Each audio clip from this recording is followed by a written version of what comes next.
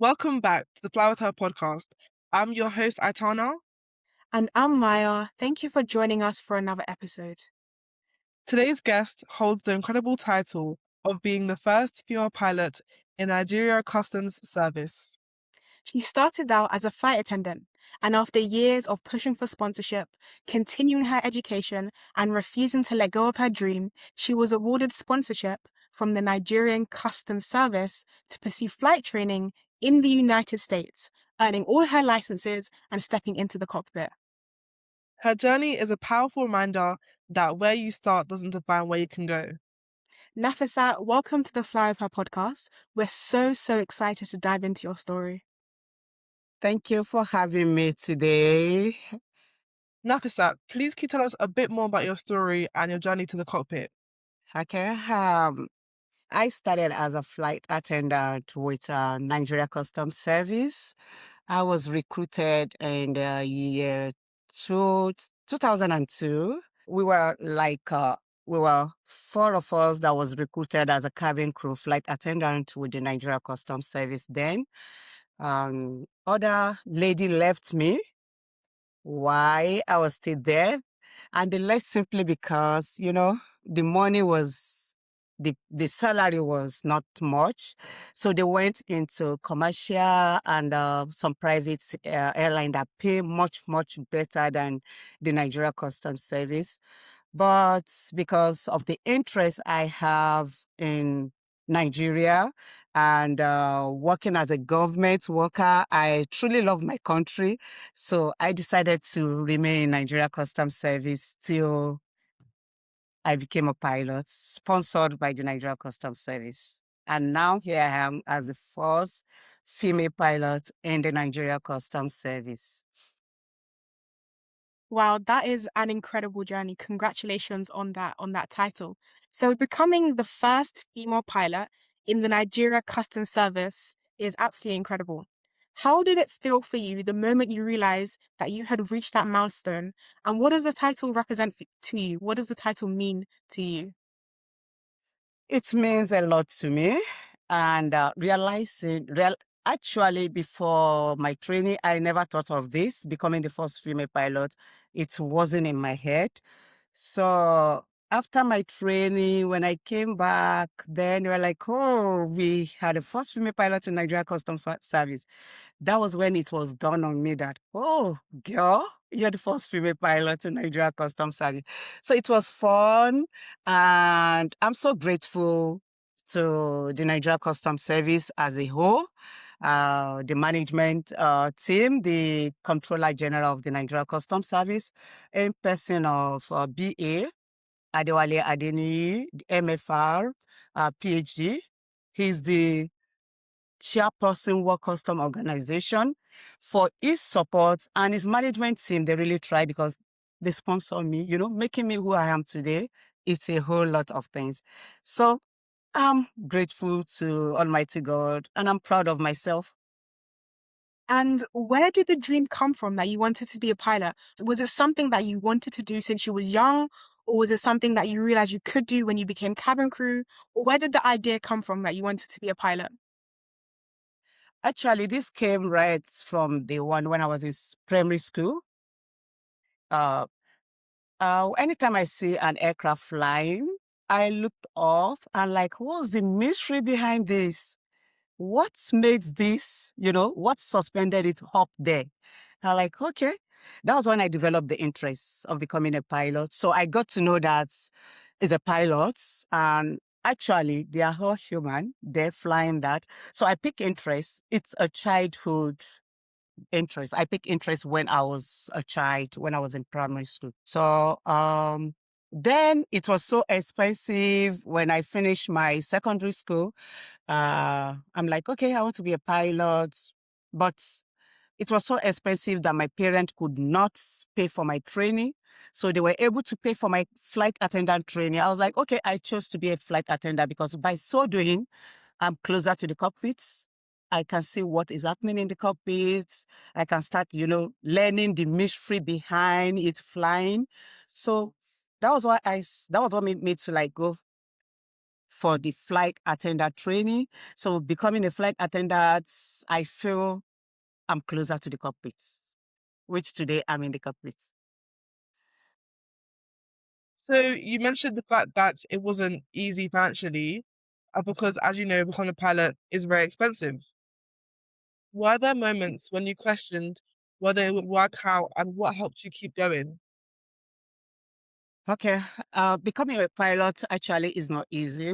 The moment there are challenges, a lot of challenges. Being a pilot, you have to be a meteorologist, you have to be a navigator, you have to be like a doctor. You study your health, you study yourself, and challenges. Being a pilot make me like knows that challenges, failure are components of success because when I was a student pilot, I went through a lot of challenges. You know, the weather, you are ready for check ride, but the weather is not favorable. Getting a DP, at times you have to wait longer.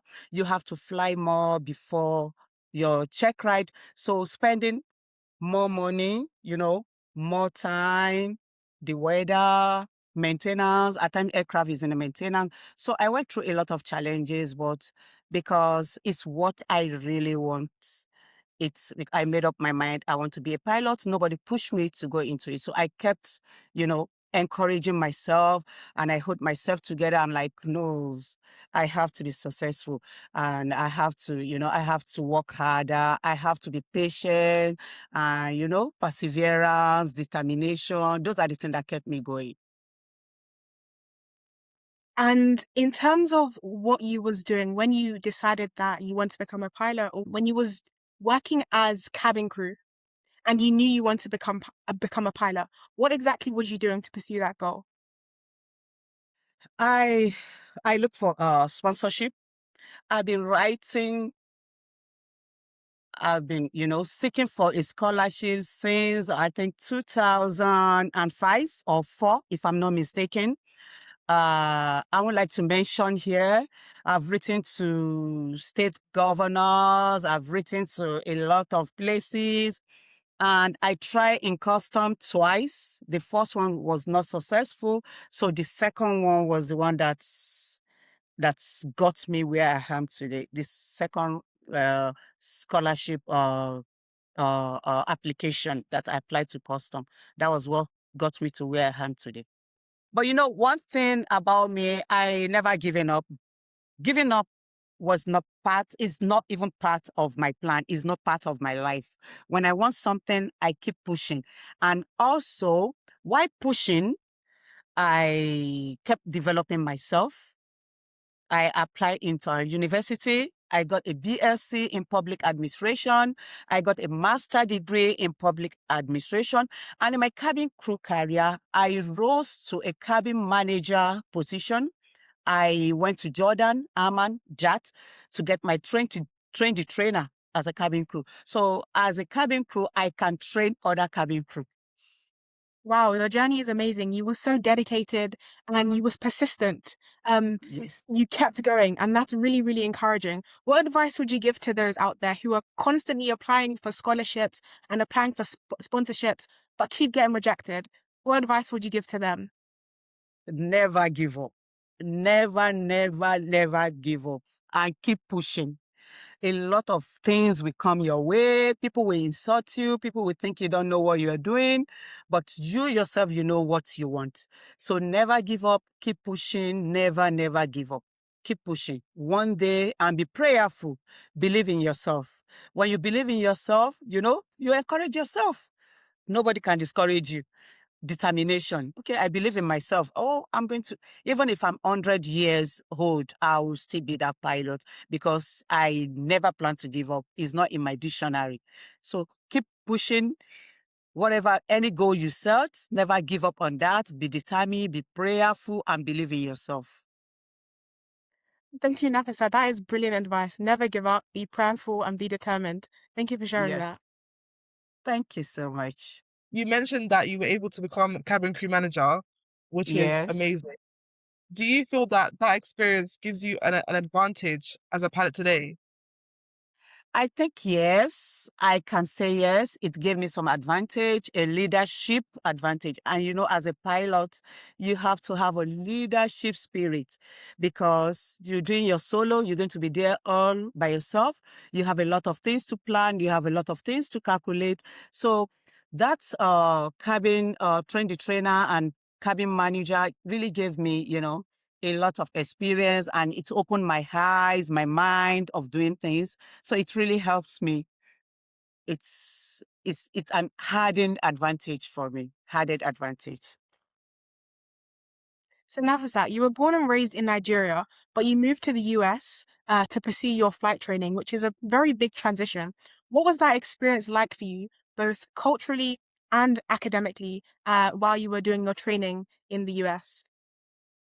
Oh, ma, it was not easy. As a typical Nigeria big that I am, I love my country. I'm a patriotic. I love this country so much. My first year in US, I almost got into depression simply because, I miss home so much. I miss the life in my country. I miss everything about Nigeria. Being there alone, I was there on training. I don't have friends. I don't go out. All I do is, from my house to school, then study with couple of friends. And the language barrier, the way we speak English in Nigeria is not the same they speak in US. So I have to put more, more effort, extra effort to listen and understand. Even during my check ride, I'll like say again, say again. But and the ATC, communication with the ATC. Oh my God. Before I got used to that, I have to listen to, live ATC, and I have to listen attentively. And some of my instructor, I have to tell them, don't be fast, gradually. So it was fun.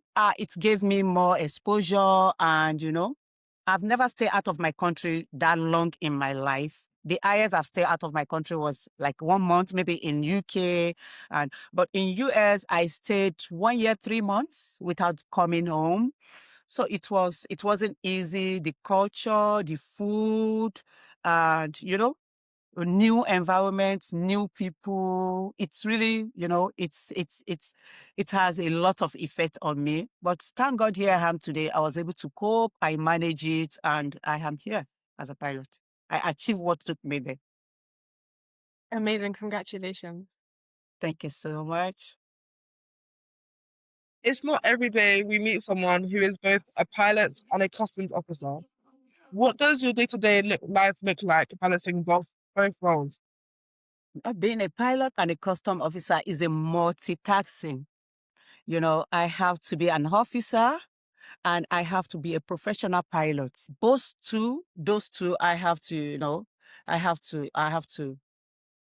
to work to, to make it, right, and to make it nice for me. It's fine. It's fun because I've been an officer before leaving this country to become a pilot. So coming back as a pilot, it's give me more, more responsibility, and it's fun. I love it. As an officer, I'm more disciplined than commercial pilots out there. I'm very sorry to say they're disciplined, but as an officer, the uniform, I have to there are rules and regulations guiding the uniform. I have to abide by it, and I enjoy it. It's fun. No stress. It's nice. And in terms of your day-to-day, what does that look like? Oh, like today, it's been so busy from one meeting to other, which I can't be telling you because this is an interview and as a security person, but it has been hectic but enjoyable. I love it. I'm enjoying every bit of it. And now looking back to your younger self, I think you mentioned that you previously you was pursuing a sponsorship since like 2004, 2005.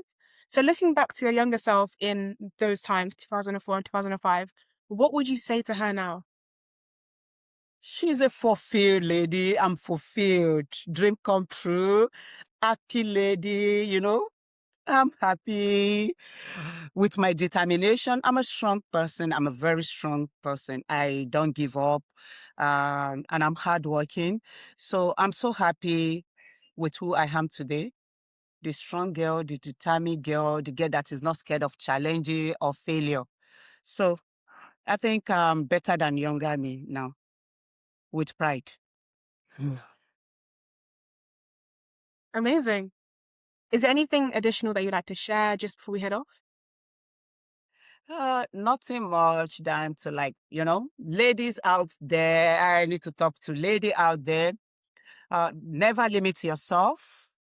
Let's go out, do what you want to do, and be yourself. See yourself as a winner. Be determined, and be focused, be hardworking, and whatever you set your dream of becoming or whatever you want to do, believe that you can get it and you can achieve it. And while waiting to get it, while waiting to be fulfilled, try to learn new things. Try to develop yourself. It's very, very important. Don't just sit down and be waiting on one thing. Develop yourself. Keep going and believe in yourself.